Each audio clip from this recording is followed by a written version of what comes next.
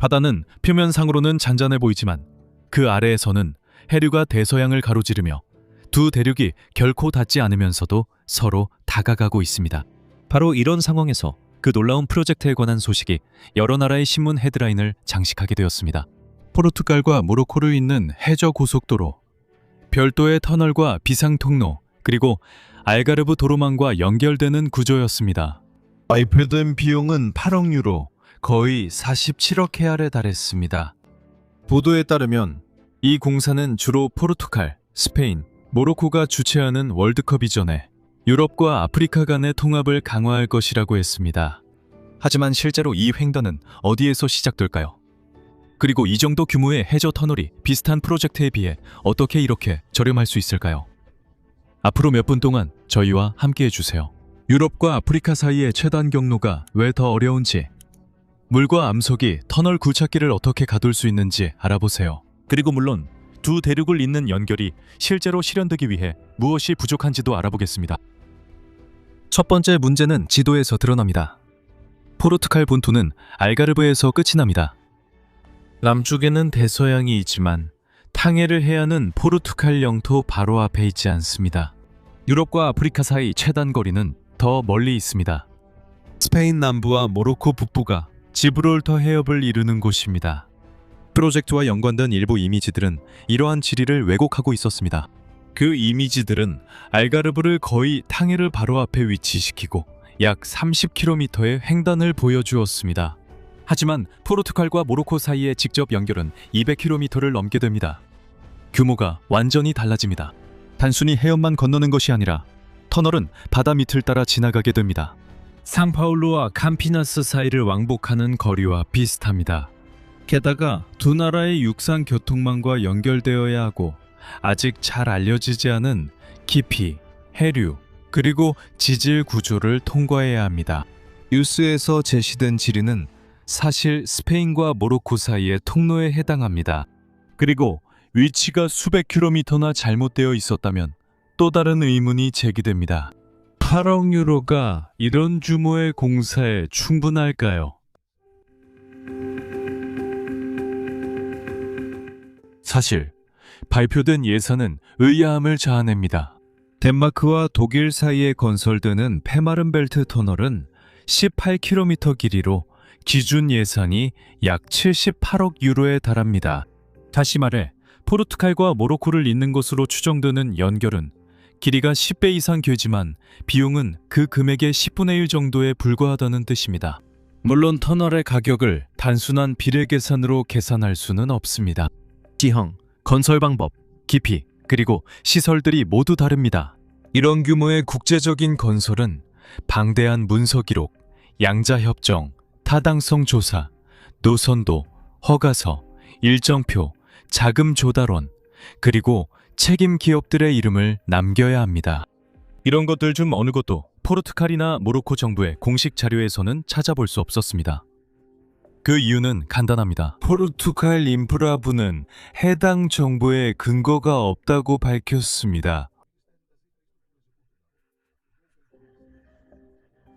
누서통신은 이 이야기가 인공지능으로 생성된 것으로 보이는 콘텐츠를 담은 오래된 출판물의 재활성화된 페이지에서 시작되었고 이후 여러 나라에서 복제되었다는 사실을 추적했습니다. 하지만 주목할 점이 있습니다. 이 이야기가 완전히 근거 없는 것은 아닙니다.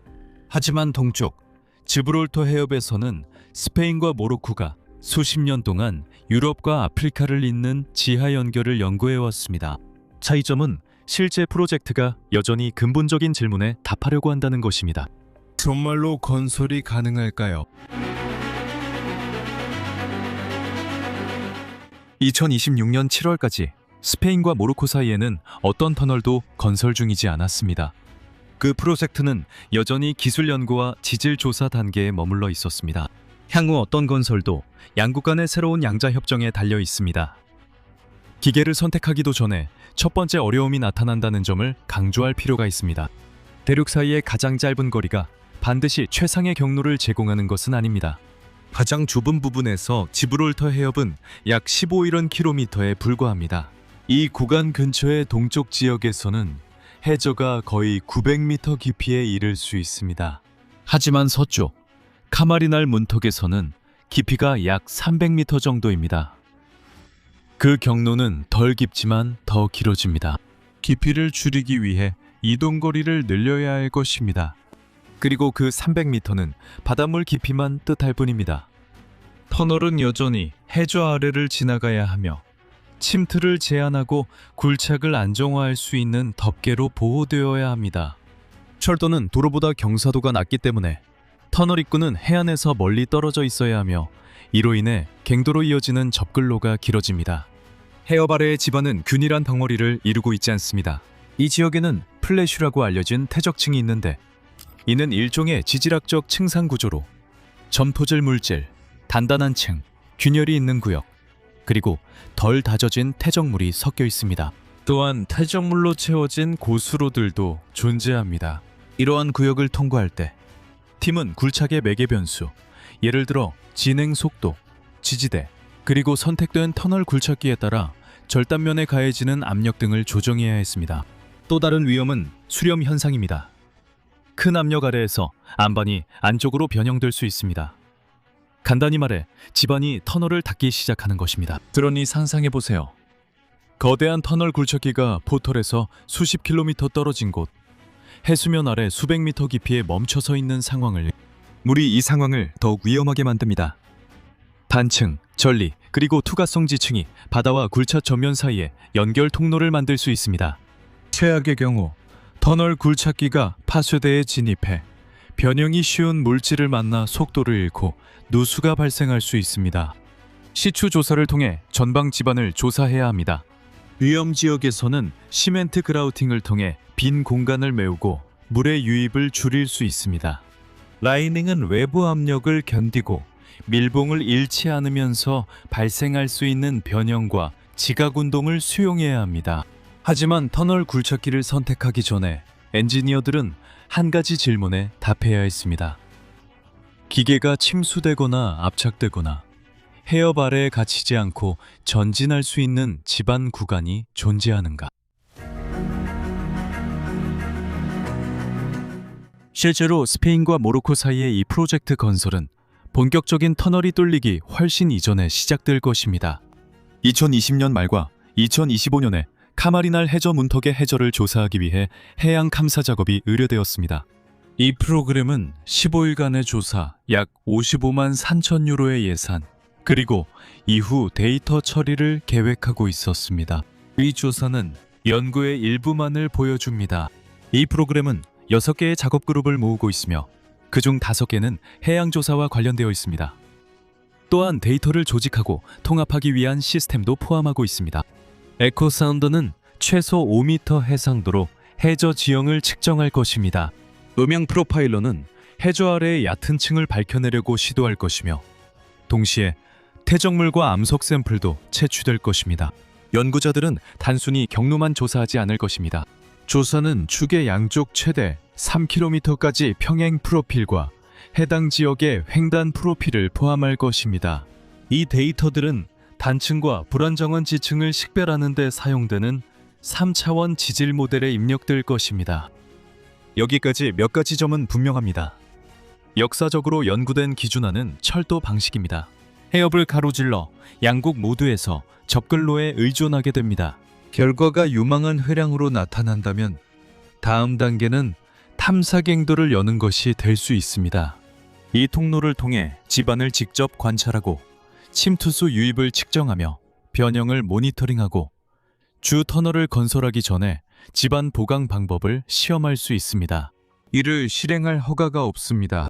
지질적으로 더 안정된 구간에서는 터널 굴착기가 토양과 암석을 분쇄할 것입니다. 컨베이어 벨트나 트롤리가 굴착된 자재를 운반하는 동안 프리패브 부품들이 기계를 통해 라이닝 링을 형성할 것입니다. 이 음새에는 실링 요수가 설치되고 링과 지반 사이의 공간은 주입재로 채워질 것입니다. 취약한 구간에서는 공법이 달라집니다. 시추를 통해 앞쪽 지반을 조사하고 균열에는 주입 작업이 이루어집니다. 속도를 줄이고 금속 지지대나 숏크리트가 변형을 억제하는 데 도움을 줄 것입니다. 이전 연구에서는 2개의 평행한 철도 터널과 하나의 갤러리가 있을 것으로 예상했습니다.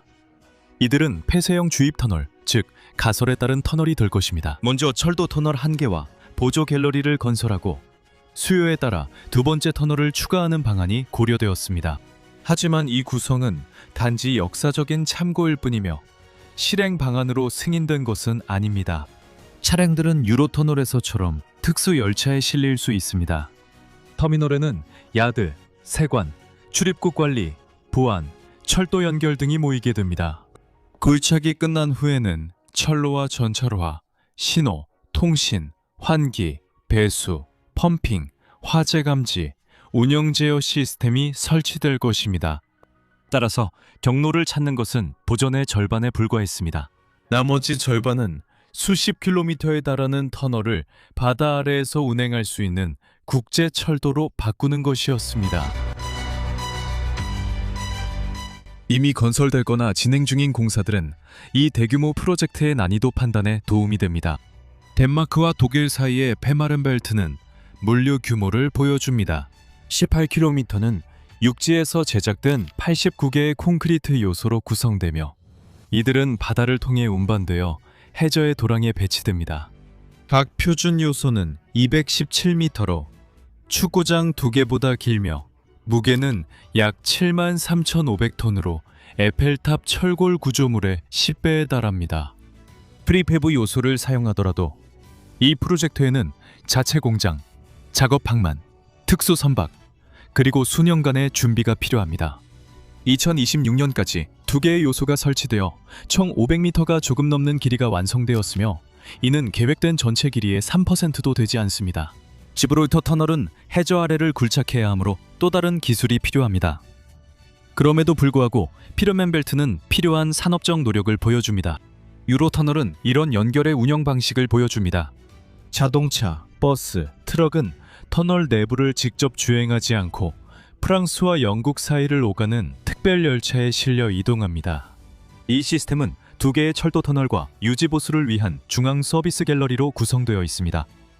이 중앙 갤러리는 비상 상황과 대피 시에도 사용됩니다. 한편 일본의 세이카는 시간이 얼마나 오래 걸리는지를 보여줍니다. 53.85km, 즉 상파울루와 산토스 사이의 직선 거리와 비슷한 길이를 가진 이 터널은 4번의 큰 누수 사고를 겪었습니다. 하지만 엔지니어링만으로는 충분하지 않습니다. 스페인과 모로코는 아직 자금 조달, 위험 분담, 요금, 그리고 수요를 결정해야 합니다. 터널은 기존의 페리, 항구, 그리고 해상 노선들과 경쟁하게 될 것입니다. 수십억 유로를 정당화하려면 단순히 항구의 대기열을 철도 터미널과 국경 통제로 옮기는 것이 아니라 승객과 화물을 유치해야 합니다. 해협을 건너기 전에 이 프로젝트는 아직도 두 정부의 예산 검토와 조약, 그리고 정치적 결정을 거쳐야 합니다. 포르투갈과 모로코를 잇는 8억 유로 규모의 해저 고속도로는 화면 속에서만 존재했지만 실제 프로젝트는 훨씬 더 큰 도전을 보여줍니다. 첫 번째 횡단 전에 엔지니어링은 해협을 건널 수 있는 안전하고 운영상 실현 가능하며 경제적으로 타당한 경로가 존재함을 아직 입증해야 합니다.